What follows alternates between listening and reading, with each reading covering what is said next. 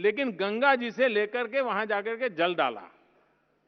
जल तो थोड़ा ही डाला, लेकिन उन्होंने उसमें से एक भाव जगत पैदा किया कि ये गंगा का प्रतिनिधित्व करती है। और आज भी शिवरात्रि का मेला देखो या पूरे मॉरिशस के मूल भारतीयों को जोड़ने का कोई एक जगह है तो वो गंगा सागर है। हिंदुस्तान से दूर गंगा नाम से बना हुआ एक तालाब भी पूरे मॉरिशस को सांस्कृतिक विरासत जगाने की प्रेरणा दे सकता है। और जब शौकत अली जी को सुनोगे तो आपको पता चलेगा कि किस प्रकार से उसने वहां के जीवन को बदला है। तो ये तो मां गंगा 2500 किलोमीटर लंबी, हिंदुस्तान की 40% जनसंख्या जिसके साथ सीधी सीधी जुड़ी हुई है। और मेरे लिए गंगा की सफाई जिस प्रकार से एनवायरमेंट का विषय है, गंगा की सफाई श्रद्धा का विषय है, गंगा की सफाई सांस्कृतिक विरासत का विषय है, उसी प्रकार से गंगा की सफाई उन 40% उस भूभाग में रहने वाले भाइयों बहनों की आर्थिक उन्नति का भी प्रतीक बन सकता है। और इसलिए उस काम को हमें करना है। और जिन राज्यों से मां गंगा गुजरती है, वहां पर आर्थिक उन्नति के लिए हम जितना करें उतना कम है।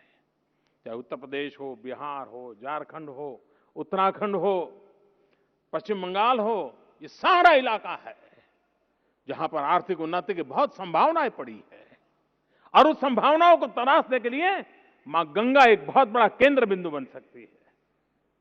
गंगा के किनारे पर विकास हो सकता है। 120 से ज्यादा शहर है गंगा के किनारे पर, 6000 से ज्यादा गांव है, 2500 किलोमीटर लंबा है। और काशी जैसा तीर्थ क्षेत्र हो या हरिद्वार ऋषिकेश हो या गंगोत्री जमुनोत्री हो, क्या कुछ नहीं है। इस विरासत को लेकर के हम आगे बढ़ना चाहते हैं। मैं आपको निमंत्रण देता हूं, आइए, आपका ज्ञान, बुद्धि, सामर्थ्य जो कुछ भी हो, इसके साथ जुड़िए।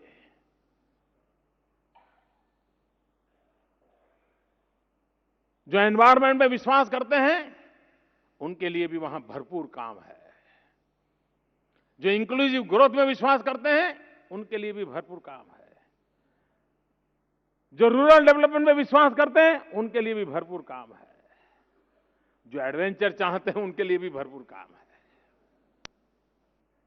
मां गंगा सबको समेटे हुई है। उस मां गंगा से जुड़ने का अवसर मतलब हजारों साल की सांस्कृतिक धारा के साथ जुड़ने का अवसर है। उस अवसर को हम लें और उसी का हम उपयोग करें, ये मैं आपसे प्रार्थना करता हूं। मैं आज भारत ने विकास यात्रा पर कहां से कहां पहुंच रहा है, किस तेजी से बढ़ रहा है, उसके लिए आपका समय नहीं लेना चाहता, क्योंकि 11 तारीख को मैं एक दूसरे अवसर पर फिर से इसी सभागृह में आ रहा हूं।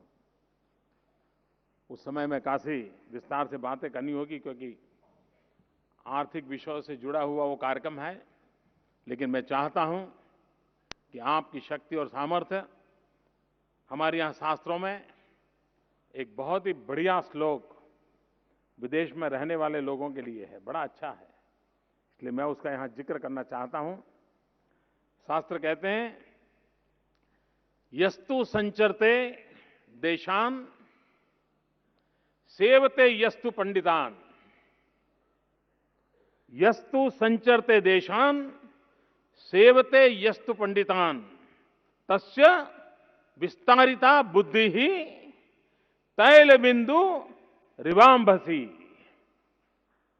उसका सीधा मीनिंग यह है कि जो विश्व में भ्रमण करता है वो इतना ज्ञान और अनुभव अर्जित करता है, और वो ज्ञान अनुभव इतना पैना होता है, इतना ताकतवर होता है कि कितना ही गहरा समंदर क्यों न हो, पानी का कितना ही बड़ा सागर क्यों न हो, लेकिन उस पर एक तेल बिंदु पड़े तो जिस प्रकार से वो उस पर प्रभावी हो जाकर के फैल जाता है, ये विश्व भर में भ्रमण करने के पाया हुआ ज्ञान भी उतना ही ताकतवर होता है। ये मंत्र कह रहा है, और वो ताकत के धनी आप है, वो ताकत के धनी आप है। उस ताकत का उपयोग मां भातृ की सेवा के लिए कैसे लगे, आने वाले दिनों में भारत जो विकास की नई ऊंचाइयों को पार कर रहा है, आप भी उसके साथ जुड़िए। खबरों की दुनिया में आइए, हमारे साथ कहीं भी और कभी भी जुड़िए। हम मिलेंगे फेसबुक पर, हम दिखेंगे यूट्यूब पर, हमें फॉलो कीजिए ट्विटर पर। खबरों के साथ बने रहिए रात दिन।